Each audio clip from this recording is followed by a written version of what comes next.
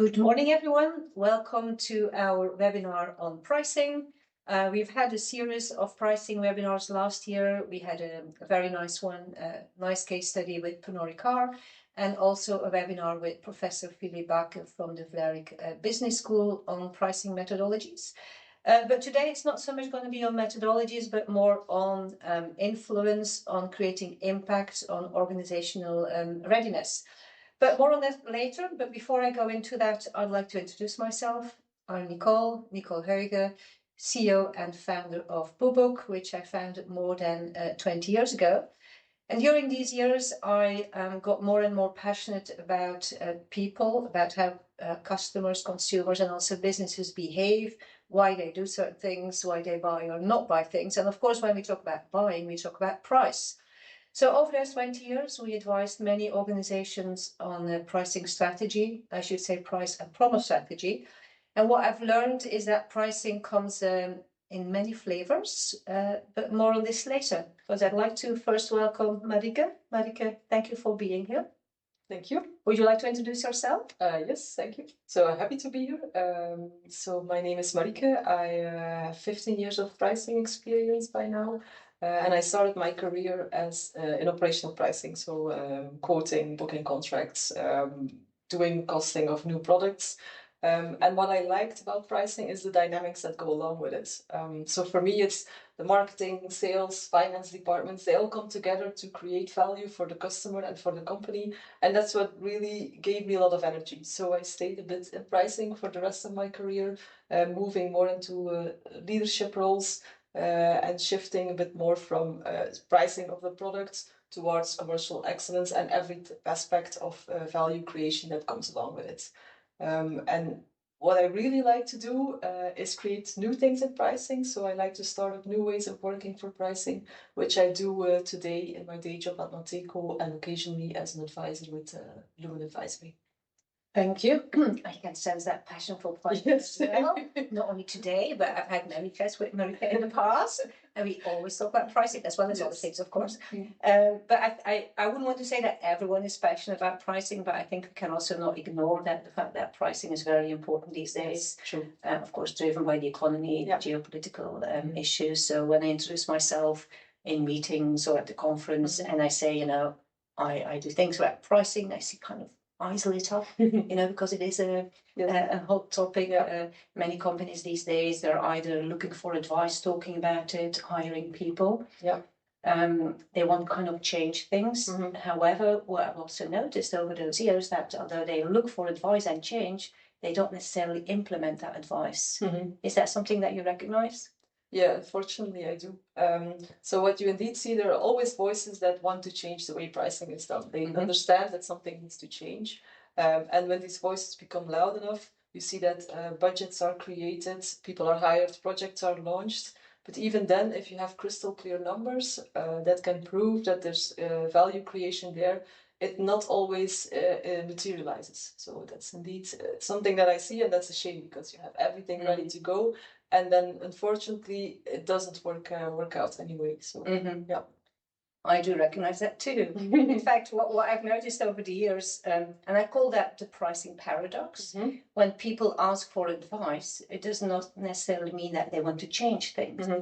As well as when there are pricing people within an organization or pricing managers, before I thought, oh, they have their act together. But it doesn't mean that they have an optimal pricing strategy. So it's, you know, it's not because they want to do things that things actually get done. Is that also something that you recognize? Yeah, I think it's indeed, for me, it's about that willingness to do that and taking that risk to also change something. So in that perspective, it's indeed, it doesn't always work because people need to take that risk and that willingness to adopt and to take a chance on changing, right? Yeah, and does it also depend on the type of people that you have within an organization, different roles that you can have? Yes, indeed. So if I look at the market and the job postings and the titles that are available, you see that they are all a bit the same, but if you look in the details, they can be very different in execution. So I see three types of roles, if you ask me. There's one about operational pricing. So you have people that operationally just make sure that every product has a price tag. They combine that with other roles. It's just an administrative thing. They look at the costing, they add some margin on top of that, and then they set up the price. Margin is something that was defined years ago, and they just keep using that. The second type of roles are the ones that function in a mature pricing organization, meaning you have companies that by nature are interested in pricing. If you are a discounter, for example, then price is just by nature something that you need to look into. Otherwise, your whole model of your business goes wrong. So there you have pricing people that know how pricing works and that are just making sure that everything runs smoothly. And also the same for companies that went through that change, that realized years ago that they need to do something about their pricing. They have also very mature pricing organizations that keep the strategy going and they make sure that the realization is there. The third one are pricing professionals that work for companies that realize that they need to change something, but they still need to start in that whole process to do that. Those are strategic positions close to CEO because they need to have impact. And those are very different roles. If you compare the first one with the last one, these are different things. So you need the right people to make sure that impact and that change is there. Talk about change, and of course, changing price comes with risk. Yes. There's might be cut on volume, on revenue, on profit. Yeah. So I think it's normal that there is that kind of resistance of management to go to that change. Might also be an impact on how customers look at your product or your brand. Yeah. But I guess there's more than that. Yes. So. It's like who takes that risk? Yeah. So the risk taking indeed is about somebody needs to decide that they are willing to take the risk to also have the question, if it goes wrong, who will be blamed and who will take that blame. So it's more about so it's not always about changing a price tag, but more about who is going to change that and who is going to take the ownership of the decision and the result that goes along with it. And that's that's often the difficult thing to do. Yeah, so it's about, I would say, accountability. Yeah. It's about willingness to take risk. It's about uncertainty. Yeah. And that brings me to, which of course is a completely different dimension than just kind of changing that price. It's more than that price ticket. Yes, and that brings me to what I call the pricing expert traps, things that also I've experienced. I've gone through the last 20 years, and I always have to remind myself not to go to that again. And if we start with the first one, it's so when we think about advice, we want to give an answer. Kind of that's the answer, especially as consultants, also as a storyteller. It's nice if you can say to an organization, that's what you need to do. True. But it's more than that, there's much more nuance. There are options. Yeah. And that's what I've learned. It's also not kind of the right or the wrong answer. There's kind of, it's not an exact science. I always thought, at the beginning at least, pricing, it's finance almost, it's numbers, number crunching, but there's so much more than numbers. And talking about numbers, I think what we all do, especially again me, because I'm an analyst, a statistician, I love numbers, it's kind of over-investing in analysis. But there's more than analysis. I think while we over-invest in analysis, we under-invest in the internal dynamics, in the politics, because of course they're a big part of the whole story. And talking about politics and dynamics, I think we sometimes in the past as well, I thought that resistance to change is linked to lack of knowledge. But very often it's not lack of knowledge, it's other things that are going on in the organization. Is that something that you can relate to? Did you also fall in these traps, or did you always see kind of going through that as well? Unfortunately, you see me nodding, so yes, I saw other people, and including myself, fall sometimes in those traps. And I think if I need to highlight two of them, I would say the over-investment in data is really one that is an easy trap to fall into, let's say. As you said, pricing is all about data. You need to love data to be in pricing. Otherwise, that's not your role to play. So you come with conclusions based on data. So it's understandable that people want to understand. You're talking about strategy, impact in organizations. So it makes sense that you need to explain it and add some more data to clarify what you are looking for or what you want to say. But at some point, these clarifications and additional questions, they don't lead to any change in results. Or maybe just a slight comma left or right, but that does not change the story or the impact that you want to do. And at that point, adding more numbers is more about resistance and the lack of willingness to change. And that's something that you then at that point need to stop. Then I indeed often ask the question, what will be the purpose of going 2 more weeks into data analysis and number crunching, because the outcome, what we just explained, will not change anymore. So for me, that's a tricky one, because we like numbers and we like to explain. But at some point it needs to stop, because you can lose months in explaining numbers, and then you will lose the effect that the company then needs to decide to just go towards implementation of numbers. And the second one that I also find very interesting is the internal dynamics. But what I learned also is that influence is not something that's related to a job title. You would think so, because it's all about hierarchies. But at the same time, there are people who have influence by nature, and those are the people that everybody looks at and listens to. And those are the ones that you need to identify early enough in your project to take them along. And if they understand and they like what you are doing, then they will influence the other people up in the hierarchy or below. It doesn't matter, but they are the ones that really can drive that passion for pricing also in the rest of the organization. And maybe one tip on the correct or the incorrect way of pricing. And you're right there. So every company that I work with, indeed, there's sometimes a bit of skepticism. How can you help us? And I always tell that to those companies. You are there for already years. You are profitable. So that means you're not doing everything wrong. It means that most of the things you are doing on pricing, you're doing right. Otherwise, you would not exist. But what we want to do is just change something, and more importantly, find a common understanding that something needs to be changed on pricing and why. And that's more important than talking about this price tag is wrong and this is right. That's less relevant. It's just finding that drive in the organization to change something. Change and improving. It's also not right or not right. It's indeed, what can be done better. Finding that slight improvements that gives a big impact on the results. Seems that we've experienced very similar things. I think as partners in crime. And that's also something I've learned over the years. As a consultant, you see yourself as kind of an outsider almost for companies that we work with. But in fact, you have the same struggles, or internal pricing manager or advisors have the same struggles as we have. We want to kind of have impact, but we don't always can create this.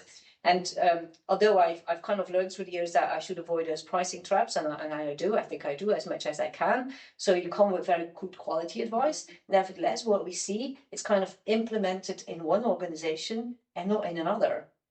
Do you recognize that as well? Yes, yeah. So it's what we also said in the beginning. So you have everything ready, and then it not always it becomes realized. I think there it's also about the people that you work with. They are not experts in pricing. That's why they hire us, and they ask us for advice. I think it's the same if you have medical or health issues. You ask somebody for help. You ask them for their advice, and sometimes you accept that advice just by listening to it, and other times you ask for a second opinion. You ask opinions from other people, and why are we behaving that differently? I don't know. For me, it's about trust, how you are feeling, how you are feeling hurt about. So it's not always straightforward. And I think looking at companies, it's a bit the same. They sometimes are very reluctant to accept advice, and sometimes it goes very smoothly. So I think it's about being ready and readiness to accept and listen to advice. And as long as you're not ready to accept advice, then whatever we do with numbers, with data, with insights, it will not work. So, I like the word readiness. I do recognize that. And if I think about all the companies that we kind of worked with in the past 20 years, I would find it very difficult to kind of classify ready, not in the sense that a big organization is always ready and a small one not, or mature. How do you define readiness? What do you need to, what's important within an organization? I think there are always 5 things that I run through if I go through readiness. You have, first of all, you need to have a clear strategy. If you don't have a clear business strategy or a company strategy, then I can start with pricing, but it can go in a very different direction than what the strategy wants to do. So the strategy needs to be clear. Second one is that leadership needs to be aligned on that strategy. They need to agree that this is the way forward in the long run. And then as a third one, once you have those two, there needs to be ownership on decisions. People will make decisions on pricing, on other things. Somebody needs to own that and take that responsibility, as we discussed. Who will take that risk? That's about ownership. And of course, if you are talking about pricing and implementation, you need data and tools. You need support to make sure that you can track what you are doing and actually also can realize what your strategy wants to do. And not, also not also very important is about incentives. If we're talking about change, nobody likes change by nature. So it's important that we that there are incentives in place, that people are encouraged to move into a change. But I guess it's not so much ready, not ready. I guess it's not a black and white story. It's about, I think our role is also to take companies on a journey. Yeah. And how do you see that, or how did you implement that in the past? For me, it's the same. If I start somewhere in an organization, I go through all of these aspects. There's a strategy there, there's leadership aligns. So I do my checks, and then I build a roadmap on what do we need to do to make sure we get to changing that price tag or changing those prices. And if I presented my plan to senior leadership, they are often surprised that it will take me that long, because for them it's changing a price. Okay, give us a few months and then we're done. So they're always surprised that it can take quite some time to realize that. But I think it's important to create that transparency and to make sure that if we do something, that it really is realized. It's not an overnight job. No, fortunately not. You mentioned something else interesting there, is that leadership alignment, because that's where it all starts. Management needs to, be in favor of it, I would say. But it's more than leadership, more than top management. When we start kind of a project on pricing, we get involved with so many other roles. It's not only pricing we talk to marketing, we talk to sales, to finance. There might be more people that we talk to as well. So it's kind of, it's more than purely a price function. It's kind of cross-functional, which also means that these people have different agendas. So one advice might be good for one person, but kind of a bit dangerous for another one. Yes, indeed. As I said in the introduction, I like the dynamics of pricing because it brings a lot of departments together, and you need all of them to make it work. But indeed, they all have a different agenda, as you say. So pricing is about the data and the analysis. They own that part of the story, but they sometimes feel ignored. If they are not in the right position in the organization, people can easily ignore that advice, let's say. Sales is about revenue and deal making, and they don't like the fact that they could lose a customer if you're increasing the price, for example. Then it might impact their volumes. So that's something that they are not always in favor of. You have finance roles, they like stability, predictability, and as you know, pricing is not exact. It's a bit like finance, but not really. So they don't like the fact that you create some volatility in the organization. And if you then talk about strategy and revenue growth, you have a whole portfolio as a company to run. You make a certain decision based on that strategy. Of course, there's a fear that could fail that plan, and that has really also a big impact. So I think they have conflicting interests, but the challenge is always to make sure that everybody's aligned on that goal. If you can have everybody aligned on that goal, then your impact is huge, and the dynamics in the company are really, really great, and you can see that it accelerates your whole process. But as long as those are not aligned, it's indeed very difficult to come to alignment again. Talking about people and talking about roles, you probably feel my next question coming. What's like the ideal department or team for a pricing manager to sit in? Because when I talk to pricing managers, and I talk to many in the past, one of my first questions is always, who do you report to? Where do you sit in the organization? I've had so many different answers. So is there a right one, or is it also there's no right or wrong one here? No, I get that question a lot indeed. So where should we put you is sometimes a question that I have, or now your organization is there, where we will put this. But for me, it's less about in which department do we belong. It's more about what are we doing with pricing at the moment, so where should it sit? And for me, if you're talking about strategic pricing, it should sit very close to the CEO, because you need that visibility and that authority to make change go. Once your pricing is something that is operationally running, it can sit perfectly in a department, as you say, it can be in different ones. For me, it's just important that pricing sits where the decisions are made and where they can have impact. And that really depends on the company that you're in. If you are a cost-driven organization, then probably finance is pricing is a good place to be in finance. You know, if you are in a luxury or brand company, then that company is run by marketing. In all fairness, so then pricing should be in marketing.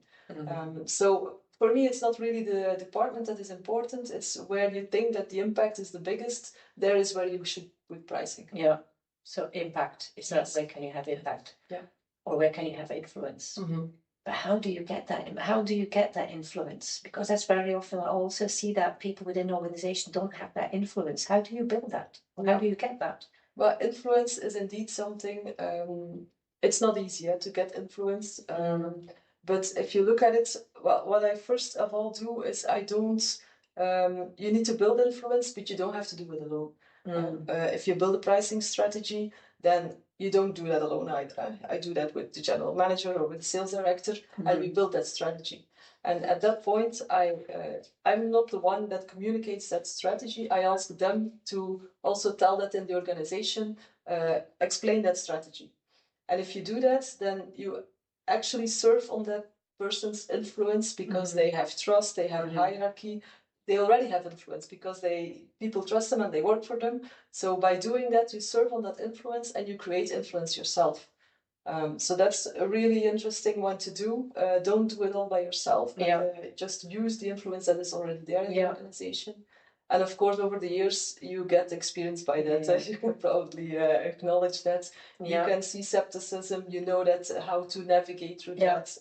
People that are a bit reluctant to go along with it, then you know how to tackle those a bit faster. So that always works. That trust, building that trust, and of course, the more experience you have, the more trust you can give. Yes. But not everyone has that many years on the counter as I have, so and using other people's influence, to get there.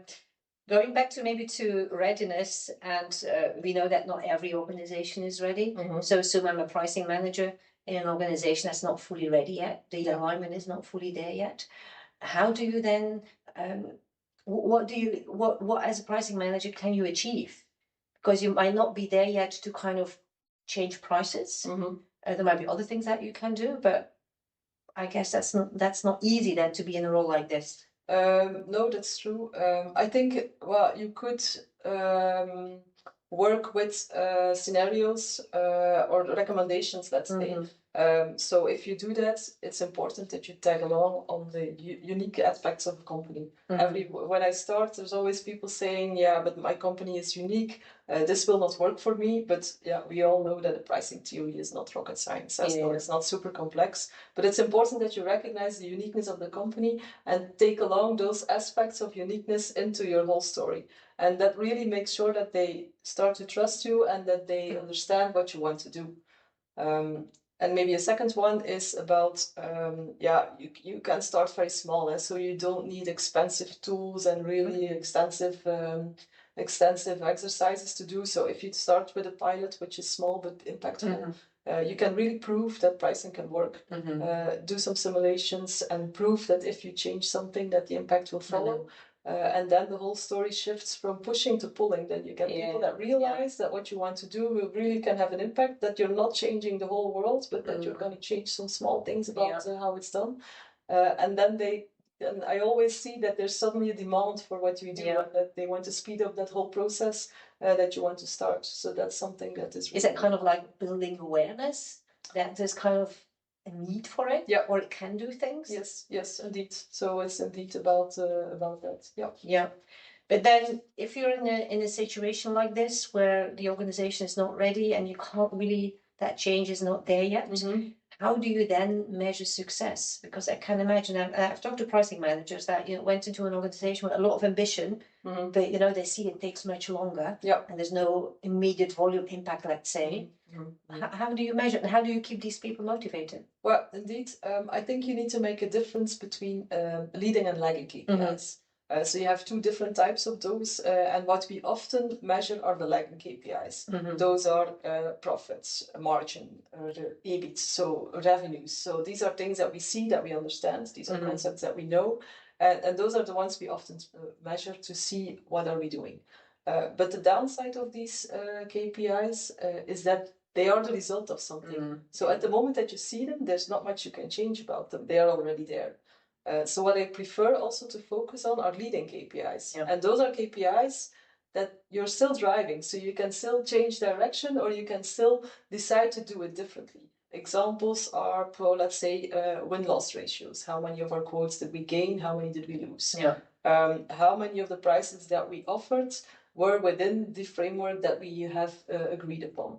How many needed approval or are outside that framework? How is the usage of our tools? We define tools because we want a strategy to be implemented.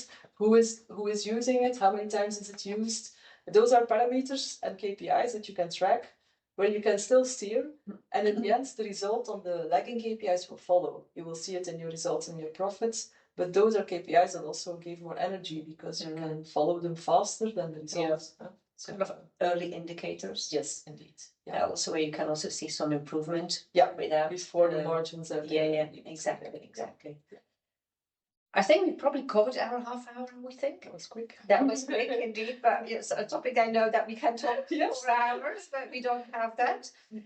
Before we move to the Q&A, I'd like to kind of finish up with some key takeaways. What would be your 3 tips, Marieke, for pricing managers who want to make impact in an organization? Let me think. I think I would say start small and safe. Don't go for heavy projects at the beginning. Don't give up. That's maybe a good one. Resistance is normal, so just hang in there. You will get there. And also maybe something about use that influence and the dynamics that you see in an organization to make sure that you have the impact that you want to have. Good, nice. From my side, invest sufficient time in internal dynamics. Talk to as many people as you can at the start, in the middle, and once you've given the advice. Knowing that pricing advice or price is so much more than that price ticket. There's more that comes with it. And the last one is give scenarios, give options, but not just one answer. And with that, I'd like to move on to the Q&A.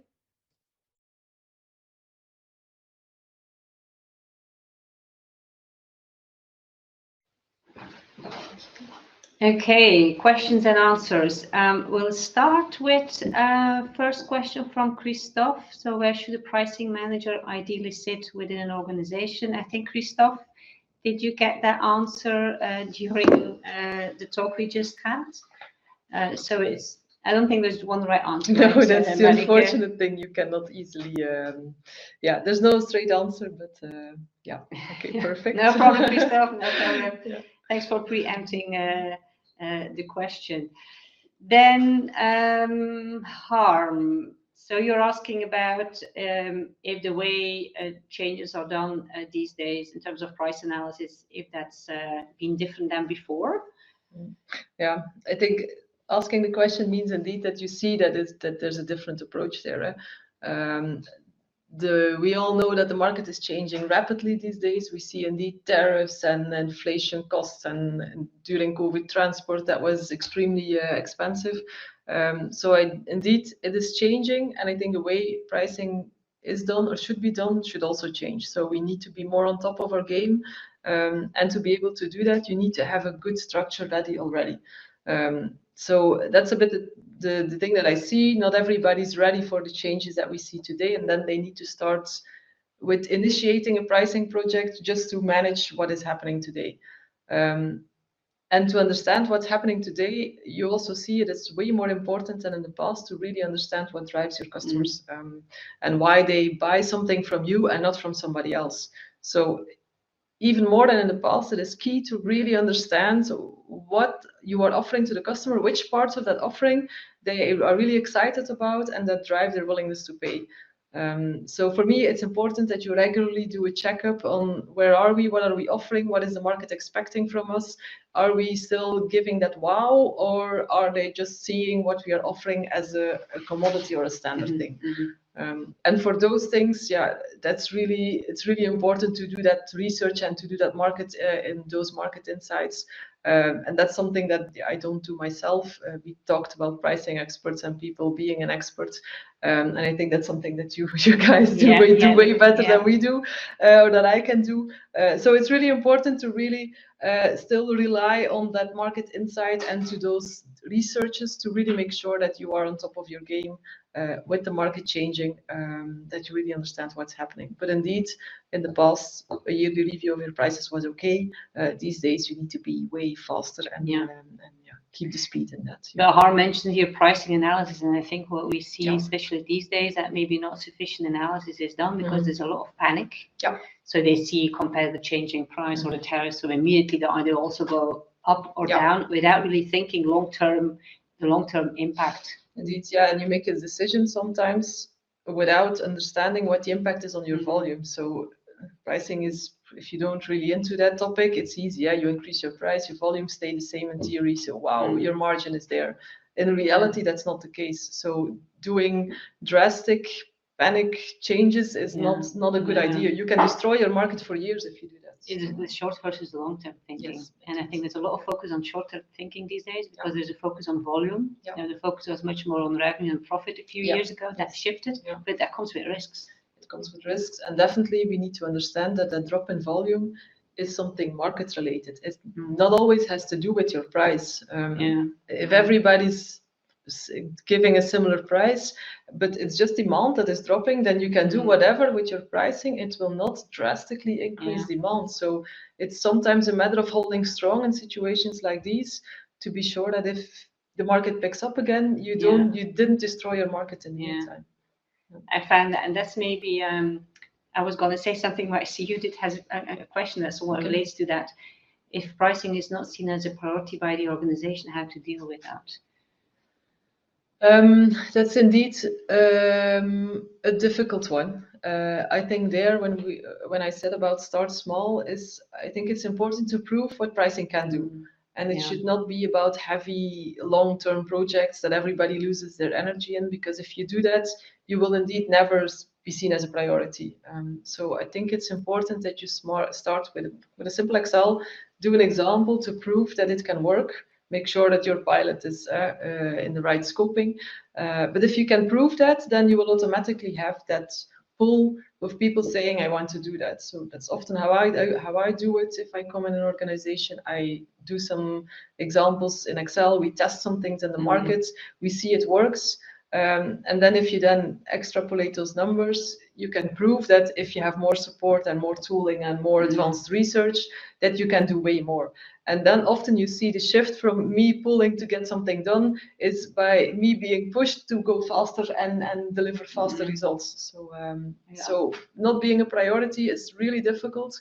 But I think it's a matter of time. You need to be patient and you need to keep pushing on that topic to make sure that it becomes relevant. Yeah, I would very often when I'm in meetings, I would ask questions to the people I'm talking to. So why that price? Do you know what you've chosen? Let's say 100 euros versus 105. What's the rationale? And very often people cannot answer. And then they start thinking, or what are the value drivers? Could you charge more than competition? Do you offer something unique? And very often these questions are unanswered. And then people start thinking that maybe we should think about it a bit more carefully.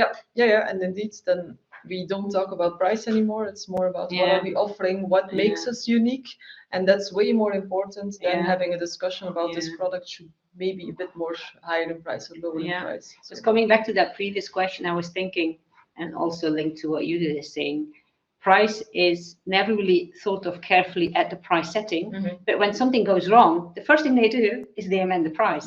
Isn't that so funny? But it's not funny, It's a shame, it's like it should be almost the opposite.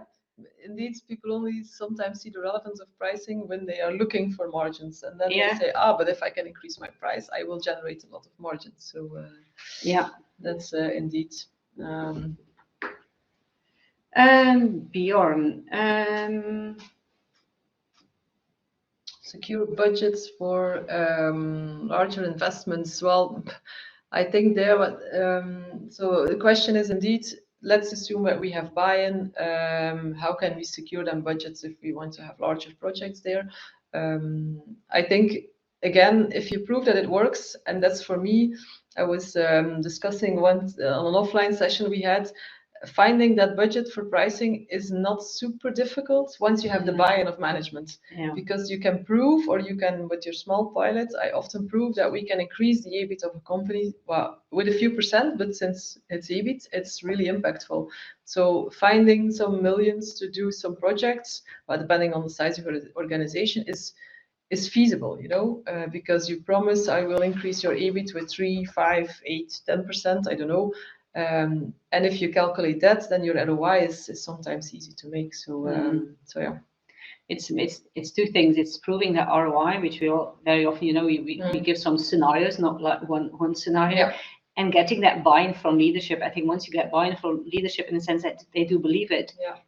that cost budget becomes less relevant. Yeah, you also need to be aware they decide on similar topics every day. Yeah, so it's not an investment on one of they do similar decisions for software, for products that they want to buy, machine investments. So for us, these numbers seem very high, but if you present them to leadership, they just need to make a choice. So it's not always about the height of the amount of things that you want.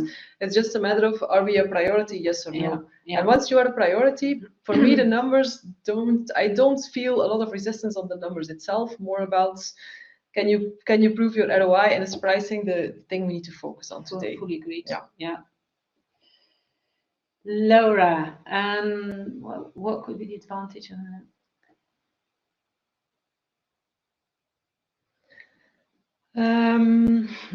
There's a question. I'm not sure if everybody can read the question. So, question is indeed, let's assume that you put your product a bit too low in the market to gain market share. What is the risk? I think there is quite some risk because increasing prices in the market is very difficult. So I can understand that you set in a low price to gain market share and to make sure your product is visible in the market. But afterwards, increasing that price is hard. Unless you have something extremely unique and you know that nobody else is going to offer it, then customers will stay with you, even though they will not be happy with your price increase, they will stay. But in other situations, if you increase your price, they will start comparing your product. And then it will be very key to have those value drivers we discussed about to really understand why customers buy your product, that they are very aware, even if it's cheaper than the other one, that they are very aware of those advantages. Because if you then increase your price, they might stick with you because they understand what makes you different than the others. But I can understand the approach, but I would also advise not to go too low because you can never recuperate from that. So you have only one chance to make a good first impression, let's say. That's also the same for product launches. So I think it's more important to really focus and put money and budget on those value drivers that you explain what makes your product different than communication, else. the marketing. I would agree. And then people automatically will have a higher willingness to pay.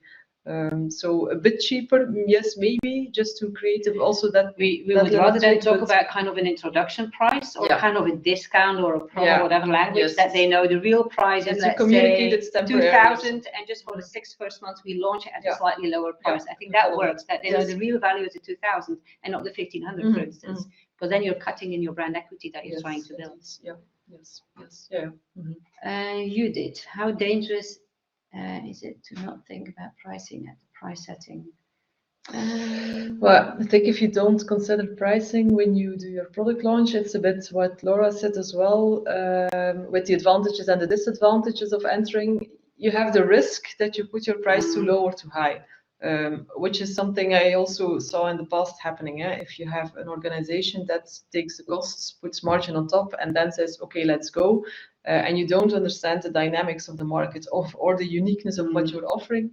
I already saw product launches going completely wrong and products being then delisted because they never sold just because of the pricing was wrong. You know, the story was great, the added value for the user was great, was in a B2B environment, so we could really prove this will gain efficiency and whatever you want. but we insisted on having that cost plus the margin we used to have. So it was priced in the market way too expensive. As a result, everybody started looking for alternatives that were cheaper. And the whole thing, yeah, it was a heavy marketing campaign. The whole value was correct, but yeah, it blew up. So they had to delist it and stock sale the whole product because it was the pricing was not considered. Yeah. So I think yeah, the proper pricing should match your whole value story that you want to bring. So not thinking about your pricing can be very dangerous. Yeah. Then you, yeah. So Dangerous and sometimes difficult, depending if you're Yeah. in a value chain. You might decide at some point, I'm going to drop my price because it's not working. But that does not mean if you have a distributor or someone else that's selling it for you, that they will actually drop it for you. Yeah. No. So that's really changing a price is much more difficult than you would think. Yes. Unless if you really sell directly, then you have that in hand. But not everyone is selling their products directly. No, indeed. Yeah, you're right. All very good questions. Yes, I like them. Thank Yeah, you. yes. So our passion again. We had maybe some few last questions, unless there are more questions from the audience that we got directly. And one of the questions we had is, what are the qualities of a good pricing manager, Marieke? Oh, that's a difficult question. Well, I think again it depends a bit on where you are, as we said, and the organization.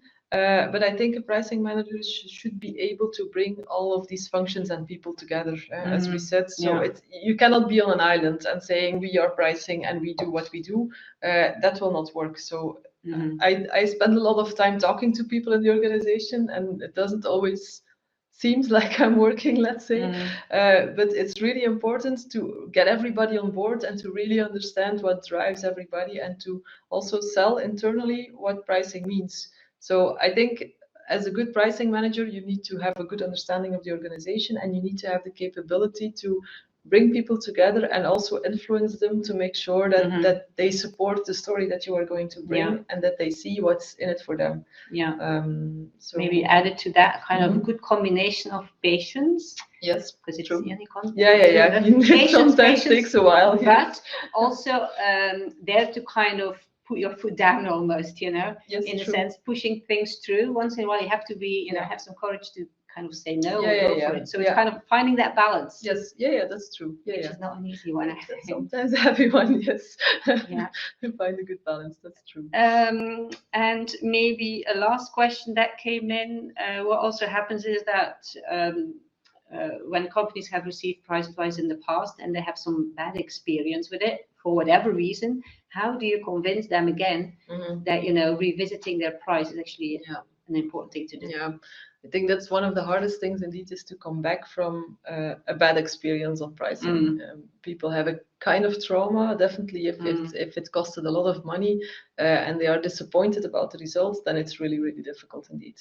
But for me, it's indeed, I'm saying it again, start small again, prove that it works, that you can find that appetite again for pricing. Often you also see that the organization changed versus the previous time they did that exercise. I also had it once where I said, yeah, but we already did this, and people tend to forget. So that's so you can start a bit of the story again. But I think it's also understanding why it failed last time, to really not in detail, but look into, okay, was it the advice that was wrong, or did we just were not willing to do that? Was the economy against us, like with COVID, as some projects were running, the whole market changed. Yeah, then it's not because the project was not okay, but it was the acceptance and the market that was different. So understanding what happened last time is important to really make sure you don't fall into the same pitfall again.